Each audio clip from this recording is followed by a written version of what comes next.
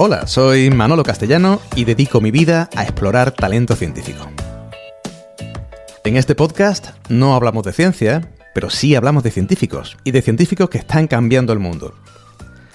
Hablamos con emprendedores, con profesionales de la ciencia que destacan en sectores como biotech, biofarma, biomedicina o agroalimentario, y también hablamos con recruiters, con headhunters que nos acercan al mundo de la selección de personal científico.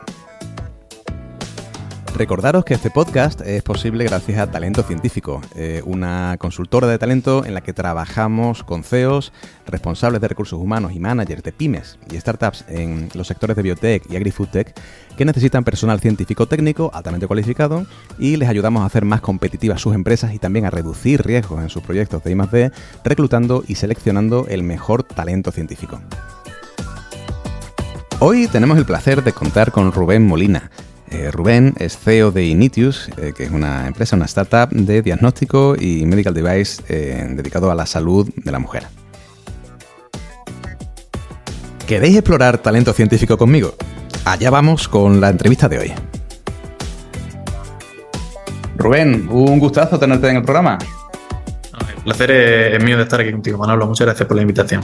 Bueno, Rubén, sí que es verdad que suelo intentar entrevistar a personas que tienen un recorrido muy amplio, ¿no? Que nos van contando un poco en qué problemas han ido encontrando en su carrera. En este caso, Rubén es bastante joven, pero ya ha tenido bastante de esos problemas, ¿no? Para tirar para adelante con un nuevo proyecto, con una empresa, ahora hablaremos de ella, de Initius. Pero me gusta empezar las entrevistas al principio. Rubén, tú tienes un perfil muy ingenieril que ha ido, no sé, ha ido evolucionando, ¿no? con el tiempo.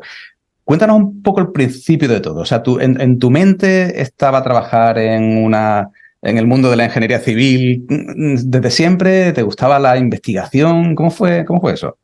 Pues, hombre, en realidad cuando cuento, luego hablamos de la empresa, pero cuando cuento un poco la formación que tengo y la empresa, qué tipo de empresa es, la gente se queda un poco como que no entiende la relación entre una cosa y otra. Pero, o sea, empezando del principio, como has dicho, sí que se entiende, porque yo soy ingeniero de edificación, de formación, la primera promoción de grado, además, y luego hice máster en ingeniería de estructuras. Entonces, la relación entre dónde empezó todo y ahora es que a mí dentro de ingeniería de edificación la parte que más me gustaba era cálculo de estructura y que es una asignatura que no le gusta a nadie en mi carrera. Y entonces me quise especializar ahí, pero intenté hacer el trabajo fin de grado enfocado en eso y la única línea que había disponible en ese momento, si no era un proyecto de obra clásico, era investigación. Entonces empecé a hacer el trabajo fin de grado básicamente en eso, en un nuevo método para analizar estructuras utilizando un tipo de onda, ¿no? Entonces me gustó tanto esa experiencia que dije, bueno, me voy a hacer un máster de estructura, de cálculo de estructura. Entonces, pasé de ingeniería de la construcción, de edificación en general, a ingeniería de estructura. Y luego de ingeniería de estructura había una asignatura que me gustaba mucho que era evaluación no destructiva. Y ahí era evaluar cómo un material tenía algún defecto interno antes de que ese se mostrara a nivel físico por fuera, ¿no? Que fuera visual. Y ahí se utilizaban ultrasonidos, se utilizaban emisión acústica, diferentes tipos de técnicas.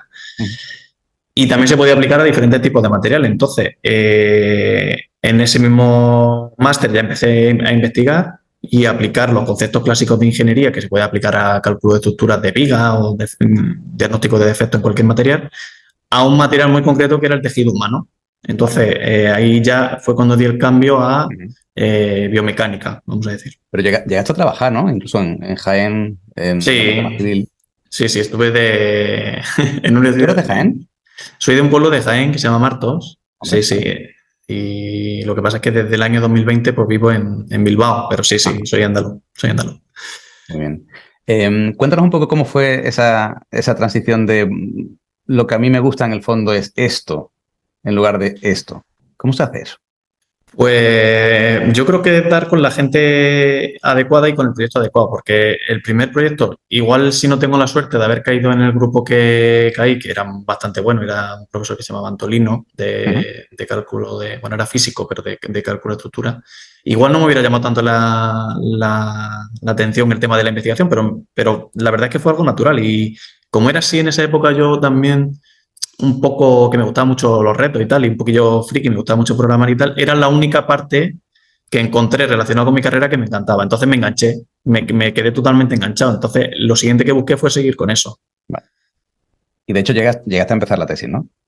Sí, o sea, después del máster empecé también otra investigación de temas de cáncer con ondas mecánicas, que terminé el trabajo fin de máster y empecé la tesis doctoral. Y entonces ahí es donde tuve el primer contacto con la tecnología que estamos ahora teniendo la empresa y fue en un laboratorio de investigación de ingeniería caminos, puertos y canales en Granada, que lo lideraba el profesor Guillermo Rus, que la verdad es que tengo bastante aprecio. Entonces, De ahí sacó. la semilla, o sea, la semilla inicial de Initius está ahí como spin-off Sí, sí, de sí. la Nosotros investigación. somos una spin-off de la Universidad de Granada y del SAS. Yo siempre cuento o sea, la historia, yo llegué en 2015 al laboratorio, pero esto viene de 2009 o así. Había un profesor de la Universidad de Granada que era muy bueno analizando la consistencia de materiales y entonces la Universidad de Granada estaba también relacionando ahí, pues intentando emparejar a buena ciencia que se generaba con necesidades médicas y ahí hablaron con un clínico del Hospital San Cecilio de Granada Ujú. y vieron que se podía aplicar la tecnología del profesor Guillermo Rus al campo de la medicina y ahí empezaron a desarrollar el producto que luego dio lugar en Itius. Ujú.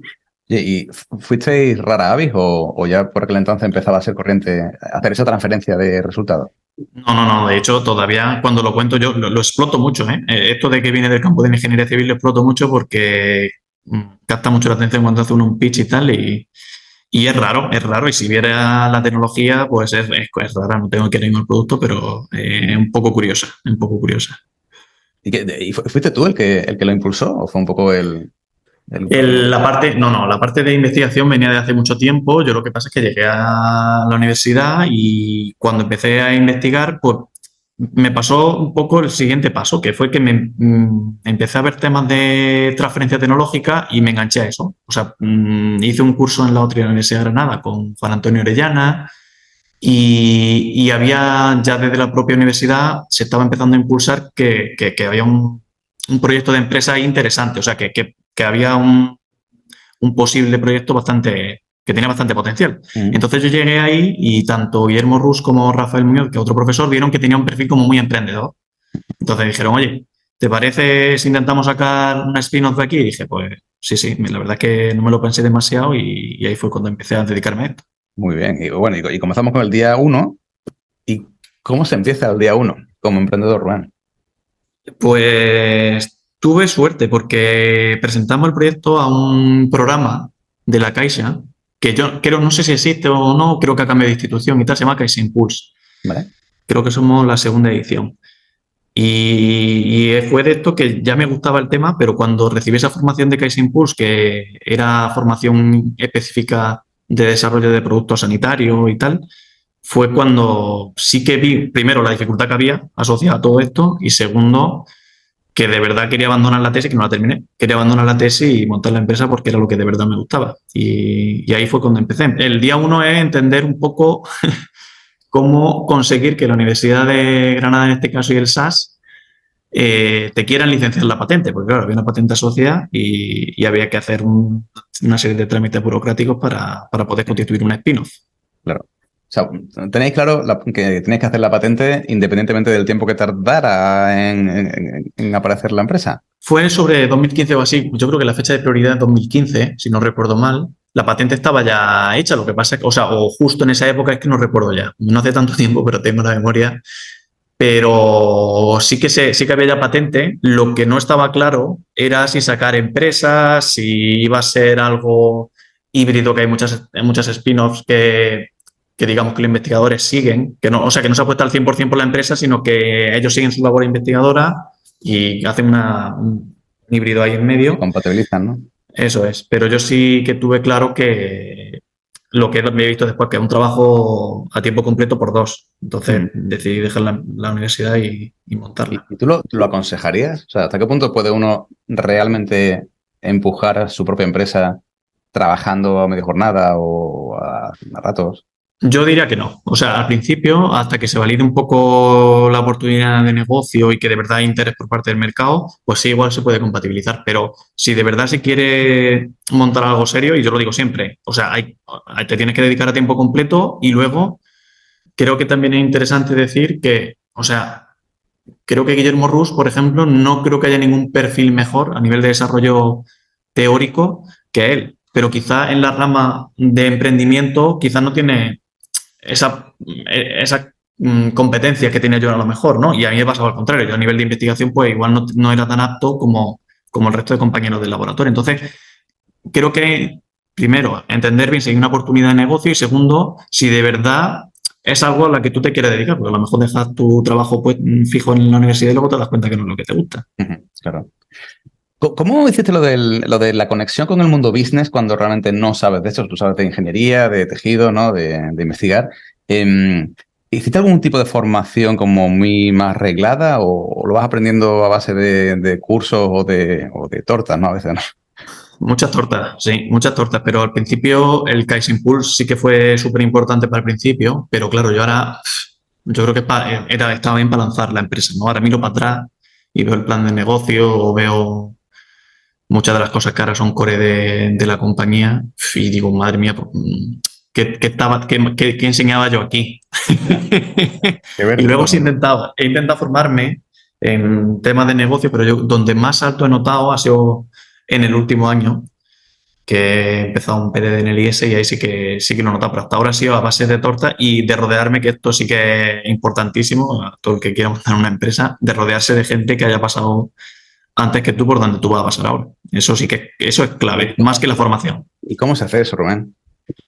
Pues nosotros levantamos justo en el momento de crear la empresa una ronda de semillas, ¿no? ¿Vale?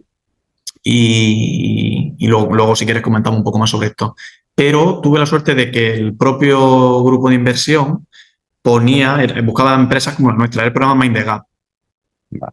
de la Fundación Botín. Entonces, buscaba empresas que estaban a punto de constituirse dentro de las instituciones públicas, de ciertas instituciones públicas, y ponían a un mentor especializado. En este caso, a mí me tocó Carlos Álvarez, que es socio de la empresa y la verdad es que muy contento con él.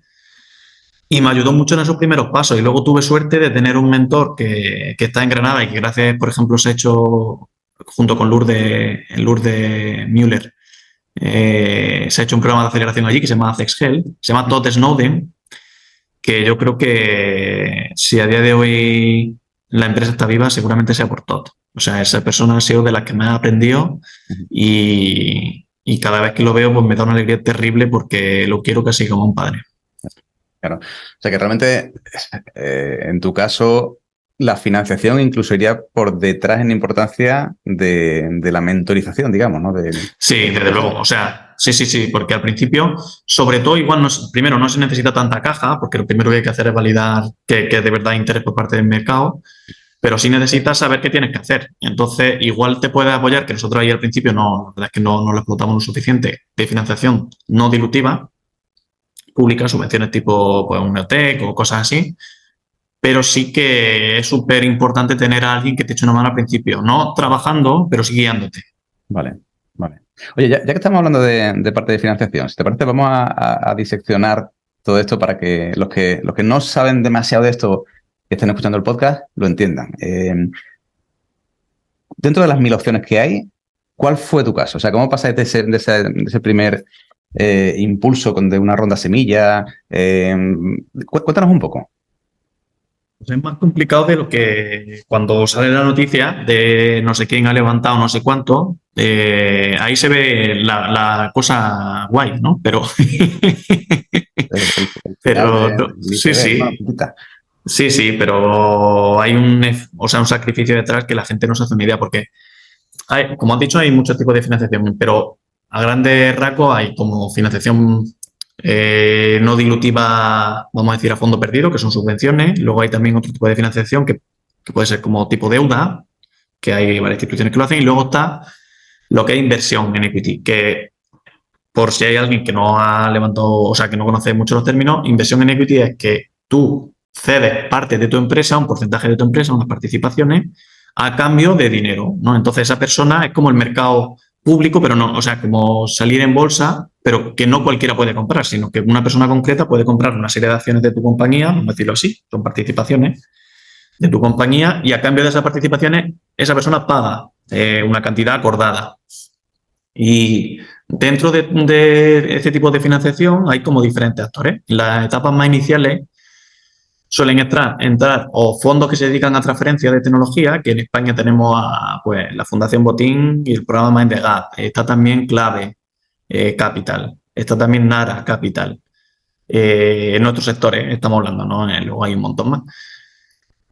Y hay también Business Angels, que son gente que, por lo que sea, tienen una serie de fondos propios y que generalmente entienden del sector, o a mí me gustaría que entendieran del sector, y que te aportan, aparte de dinero, te aportan conocimiento.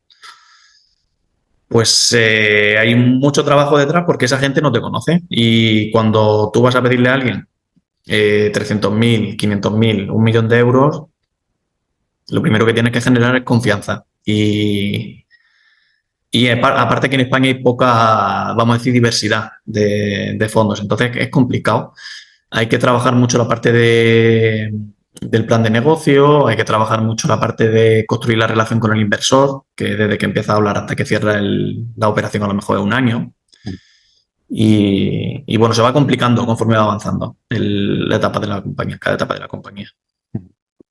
De hecho, en Ignitius habéis cerrado 4 millones ahora. ¿Cuál sería un poco el siguiente paso? Claro, desde el principio, o sea, desde que iniciamos la compañía, yo creo que habremos cerrado en torno a 7 en total, entre financiación dilutiva y no dilutiva. Y ahora estamos justo ejecutando un estudio clínico en 8, 9, cuando ya en octubre vamos a incluir otro centro, en 9 hospitales de España. Y aparte estamos haciendo la industrialización, que es pasar de un producto que se está utilizando, un prototipo, vamos a decir, que se está utilizando en un estudio clínico, allá la línea de producción, vamos a decir, la fábrica. Eso es lo que estamos haciendo ahora. Y el siguiente paso, yo creo que sería ya otra ronda posterior para obtener el mercado CE y para construir pues, toda la estrategia comercial, que ahí sería pues una cantidad un poco ya más alta. Rubén, yo creo que esto es como el hámster de la rueda, ¿no? O sea, una vez que entras, yo creo que no hay ningún periodo de más de un mes, ¿no? En el que no estés pensando en qué viene después, ¿no? No, de hecho, la ronda como tal se cerró, vamos a decir, no formalmente, pero se cerró en abril o así. Hemos terminado de hacer todo el papeleo hace un par de semanas, pero se cerró en abril o así. Pero ya estoy buscando en la siguiente ronda. Entonces, claro, como te he dicho, si tardas un año en establecer esa conexión con el inversor, en que te conozca, en generar confianza, y necesitamos dinero en un año y medio, pues hay que empezar ya. Claro. Rubén, una cosa que me llama la atención es, tú eres de Jaén, estudiaste en Granada, has tenido formaciones también en Cataluña, en el norte de España. ¿Ves mucha diferencia entre la dificultad de lanzar un proyecto en zonas donde tienes ya ese tejido, ¿no? o esa cultura, a hacerlo en lugares donde no hay ese bagaje? Pues lamentablemente sí. Yo creo, ahora estoy bajando yo mucho a Granada, ¿no? Con el programa ACEX y también con el estudio clínico. Creo que en los últimos 2 o 3 años ha cambiado mucho y por suerte.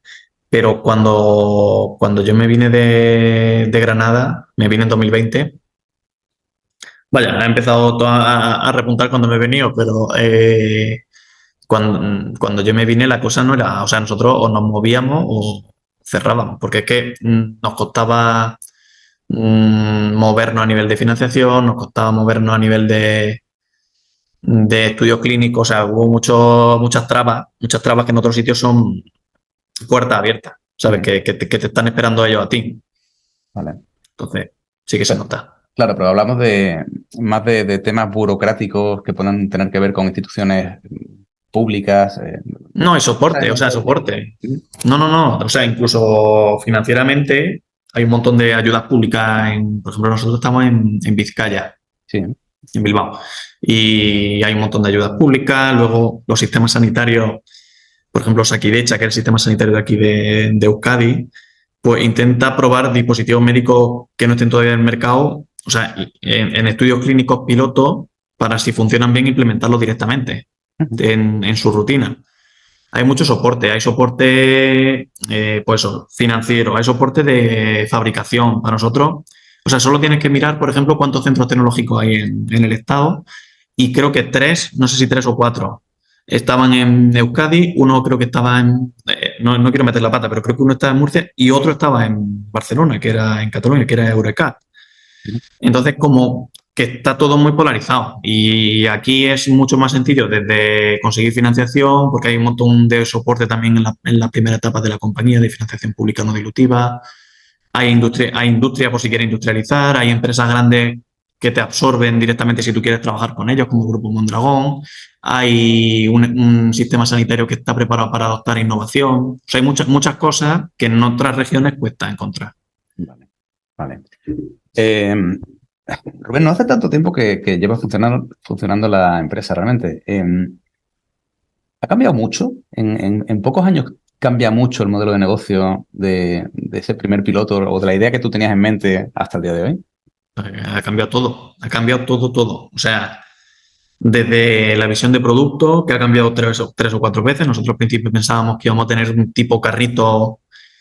carrito que tenía la pantalla y tenía nuestro dispositivo. Ahora vamos con un dispositivo muy pequeñito, tipo secador, que tiene una pantalla y es portátil.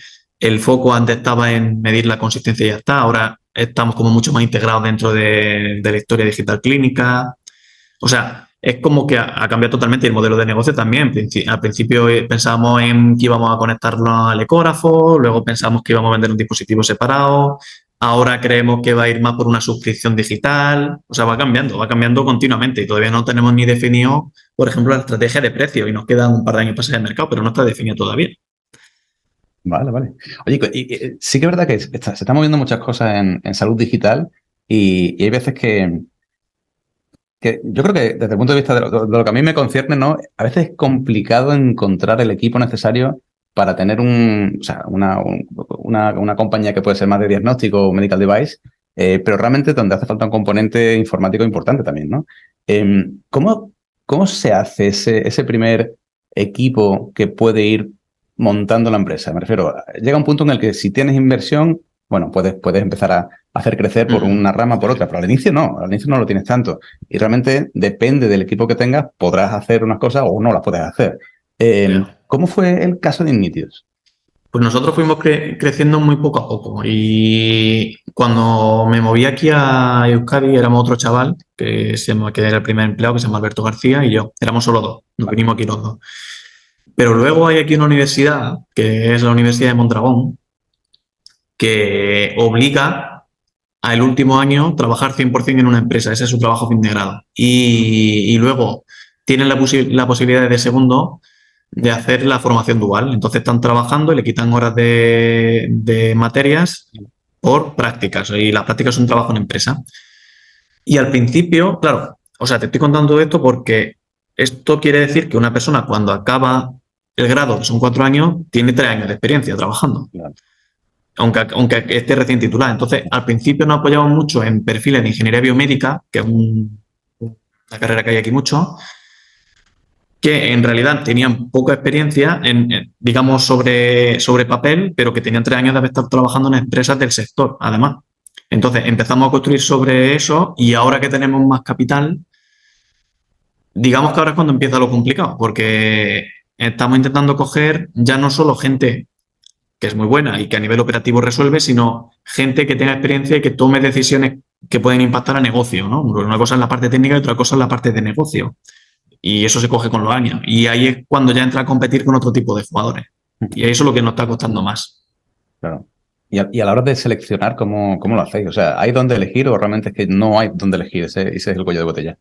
Pues nosotros tenemos una política de teletrabajo totalmente. Entonces, no nos importa dónde, que son puntos muy positivos. O sea, Mira, la penúltima persona que hemos contratado se ha cambiado de empresa precisamente porque tenía que ir a la oficina. Vale. O sea que estaba cómodo en todo, pero quería eso. Y yo creo que eso es un punto positivo. Te cuento esto ¿por qué? Porque lo hacemos a través de una pequeña boutique especializada de reclutamiento, especializada en dispositivos médicos, concretamente solo en dispositivos médicos, y no contratamos únicamente en España, sino que abrimos a nivel europeo mínimo. Sí que intentamos que esté en el mismo uso horario, +1, -1, Ujú. y pues tenemos un equipito en Barcelona.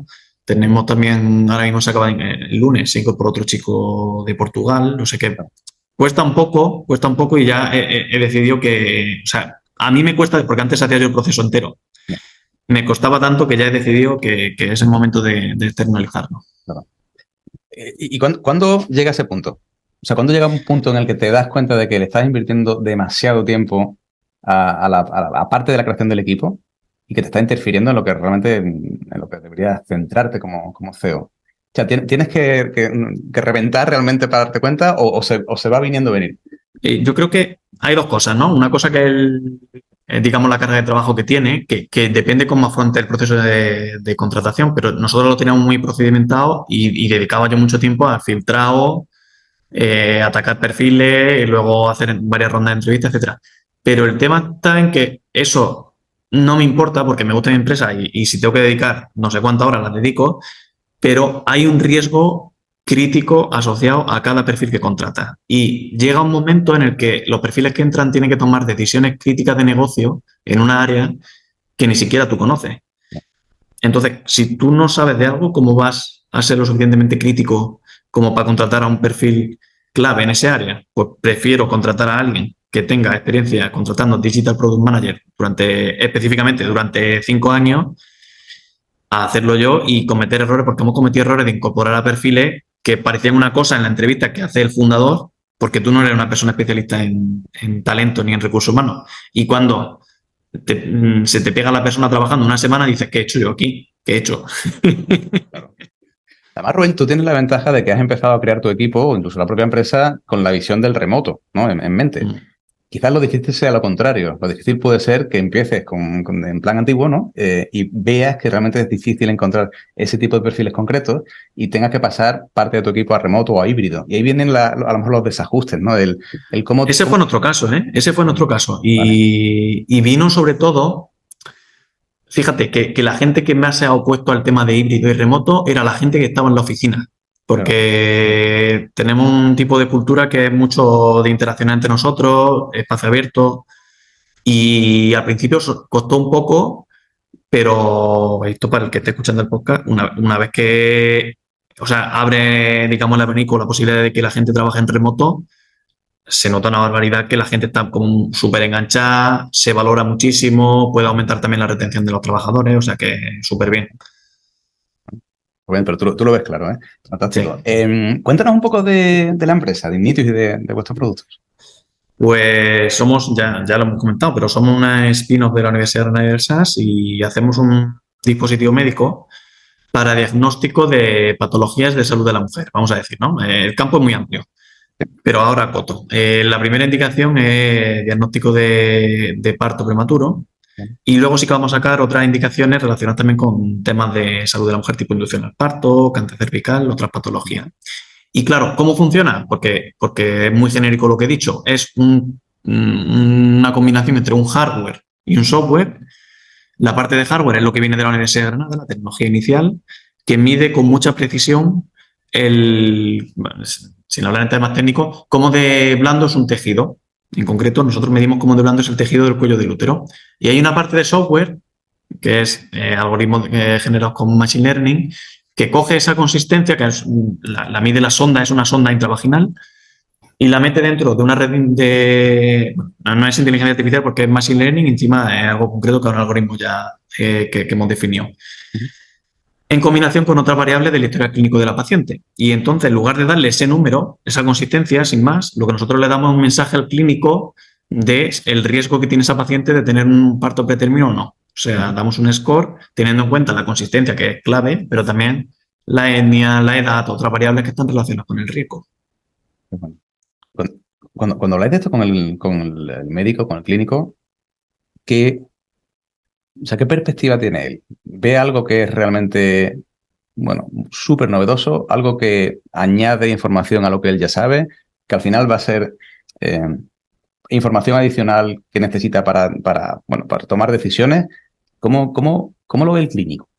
Claro, desde el principio nosotros nos hemos focalizado en intentar huir de decir que esto va a cambiar el standard of care, que Claro. esto va a ser una revolución. No, en general, en la medicina, las decisiones no se toman ni con una herramienta ni con una variable. Esto va a ser una herramienta más que va a tener el médico, que va a usar en conjunto con todas las técnicas que tiene y con su conocimiento, pero que le va a ayudar a reducir el riesgo del diagnóstico que emite, ¿no? Entonces, nosotros sí que creemos que somos más precisos que lo que hay ahora mismo en el mercado, pero sabemos que al final el clínico no se va a limitar a utilizar nuestro dispositivo y tomar el resultado que diga, sino que lo va a cotejar pues, con su conocimiento, con el historial clínico, y así es como yo creo que debe ser. Había el director de temas de inteligencia artificial así de General Electric. Hubo un quote que leí una vez en LinkedIn, que lo sigo, que decía que la inteligencia artificial no está aquí para sustituir a los médicos, pero sí a los médicos que no se apoyen en ella para tomar decisiones. Claro. Y yo creo que esa es un poco la clave. Y Rubén, cuando llegasteis a ensayos clínicos, a esa fase, ¿pensabas tú que iba a ser tanto lío o no? Un mes antes de empezar, no. Es seguramente, junto con la parte regulatoria, lo más complicado de la compañía, y también, claro, de donde se diferencia un poco todo. La parte clínica de estudio clínico es lo que me está quitando años de vida, yo creo, hoy en día, ¿eh? Pero al final, imagino que externalizas también, ¿no? Sí, tenemos una CRO externa, pero el tema está en que en el papel todo es muy bonito, y cuando eres un emprendedor y tienes tu propia startup, tú piensas lo que tú has dicho al principio, ¿no? Que va a cambiar el standard of care y tal. Pero, y en un estudio clínico, pues que tú le vas a dar el dispositivo al especialista y que va a funcionar el 100% de las veces como tú esperas que funcione, y que el clínico ha sido parte del proceso de desarrollo hipotéticamente, y sabe cómo funciona todo, y que no va a tener fallos de usabilidad, y que no va, y eso no es así. Y entonces empiezas y al mes empiezan a llamarte los médicos, no funciona bien el dispositivo, no lo están utilizando como tú lo habías diseñado. O sea, te podría contar anécdotas, pero vamos, terrible, terrible. Cuenta. Sí. Cualquier cosa que se pueda contar, se puede contar. Hay un tema crítico que nos ha pasado a nosotros en el proceso de desarrollo por no ir lo suficiente al hospital. Y es que nosotros tenemos un maniquí aquí que simula el tronco de una mujer, ¿no? Y entonces tiene el órgano reproductor femenino totalmente mimetizado. Y nosotros testeamos la primera versión del dispositivo, era una sonda intravaginal, tiene que entrar, tocar en un punto concreto del cuello del útero para medir, le da un botoncito y mide, ¿no? La consistencia. Y cuando llegamos al hospital, todo el mundo dice que es un poco complicado de usar, que no saben cómo funciona, tal. Hacemos el análisis de las primeras 50 pacientes y la reproducibilidad que yo mido y tú mides, o sea, y cómo se parecen esas medias, era lamentable, o sea, era bajísimo. Y claro, nos fuimos al hospital, nos pegamos al hospital a los médicos y nos dimos cuenta que tenían que apoyar en el cervix, pero una vez que tú introducías el dispositivo en la vagina, no sabían dónde estaba el cervix porque no veían. Entonces, eso nos hizo parar el estudio clínico, meter una cámara. O sea, por no acercarte al especialista y no escucharlo, Vale. Pues de esa nos han pasado un montón de cosas. A ver, eso me recuerda un poco a las veces que ves en publicidad fotos de laboratorios de cosas de ciencia y te ves a una persona pipeteando con el dedo índice, con la pipeta hacia abajo, y tú, ¿cómo se hace eso? Hay que estar ahí, ¿no? Hay que verlo, ¿no? Y hablar con el que lo hace. Exactamente. Muy bien. Oye, Rubén, ¿qué es lo que más te gusta de tu día a día como CEO? Pues ha ido cambiando en la jornada, porque al principio me gustaba mucho la parte de intentar sacar valor de la tecnología, o sea, transformar una tecnología que pintaba bien en algo que tuviera valor para la sociedad. Sí. Luego me llamó mucho la atención y empecé a obsesionarme casi con el tema de levantar capital, porque soy una persona muy social, entonces me gustaba mucho relacionarme con los inversores, conocer a la gente, entender qué es lo que miraban del proyecto, qué es lo que les gustaba y potenciar el plan de negocio. Y ahora estoy entrando en una etapa en la que noto que lo que más me gusta es gestión del equipo. O sea, y no desde la dirección, vamos a decir, no tanto la gestión, sino me noto en los últimos meses cómo estoy tomando un paso atrás y potenciando, o sea, no tomando decisiones, sino provocando que la gente tome decisiones. Y creo que es algo adictivo y que es algo que cada vez me gusta más, porque como que me siento entre partícipe y orgulloso de cuando alguien toma una decisión y no viene y me pregunta, sino que, o sea, directamente la gente está empezando a ser autónoma y tomar decisiones por sí mismo y me siento un poco responsable de eso y me gusta mucho. La persona, al fondo, ¿no? Sí. Rubén, si tuvieras que irte atrás y darle un consejo al Rubén que empezaba el grado en ingeniería, ¿qué le hubieras dicho? Bueno, que hiciera lo que hizo y que si tenía claro el tema de montar una startup, que lo hiciera, pero que el día 1 después de montar la empresa, que estuviera cerca de alguien que supiera mucho del tema, porque te intentas, digamos, sacarte las castañas del fuego a ti mismo y no es la solución. La solución es tener a alguien ahí que te eche una mano. Y si yo ahora volviera atrás, seguramente llevamos 5 o 6 años con el proyecto, ¿no? Más a tope. Seguramente habríamos hecho lo que hemos hecho en 5 o 6 años, en 2 años o 3 años, con el conocimiento que sé. Entonces, ¿qué tengo ahora? Entonces, por eso muchas veces me cuesta ver que los emprendedores no se acercan a gente más senior, a otros CEOs, a preguntarle cosas, porque a mí no me cuesta sentarme media hora a hablar con alguien o incluso más tiempo. Y esa media hora te puedo asegurar que te puede solucionar muchos problemas. O sea, a día de hoy, lo que estamos avanzando dentro del proyecto es porque tengo gente al lado de mí. Yo no tengo conocimiento de lo que viene de aquí en adelante, pero sí que tengo gente que ha pasado por aquí un montón de veces y me ayuda. Y yo creo que eso es clave cuando monto una empresa. Clave. Pues Rubén, yo creo que después de esta entrevista, más de un CEO joven posiblemente se ponga en contacto contigo para preguntarme y para conseguir ese mentor que en el fondo todos necesitamos, ¿no? En diferentes aspectos de nuestra vida. Sí. Pues Rubén, ha sido fantástico hablar contigo. No sé si quieres comentar algo más, algo concreto, algún mensaje final en el podcast. Bueno, nada, que si hay alguien que está pensando en montar una spin-off o una startup en general, que es un mundo súper bonito y que sí que hay que tomárselo en serio, pero que en mi opinión, si yo volviera atrás, volvería a hacerlo otra vez. Y he pasado por muchos problemas y he pasado por muy malos momentos, pero totalmente compensa. O sea, que animo a la gente a que si está dentro de un grupo de investigación y tiene ese gusanillo de montar un proyecto tipo empresa y tal, que lo haga, porque seguro que aprende mucho y le cambia la vida. Y cuidado que es adictivo, ¿verdad? Sí, desde luego que sí. Rubén, pues muchísimas gracias y seguimos hablando, ¿vale? Perfecto, muchas gracias a ti, Manolo. Buen día. Bueno, espero que os haya gustado el programa de hoy. Sabéis que nos podéis seguir en redes sociales, donde encontraréis esta y muchas otras entrevistas y donde además tendréis acceso a ofertas de empleo de perfiles científico-técnicos. Mil gracias por estar ahí y nos vemos en el próximo episodio, en el que estaremos explorando talento científico.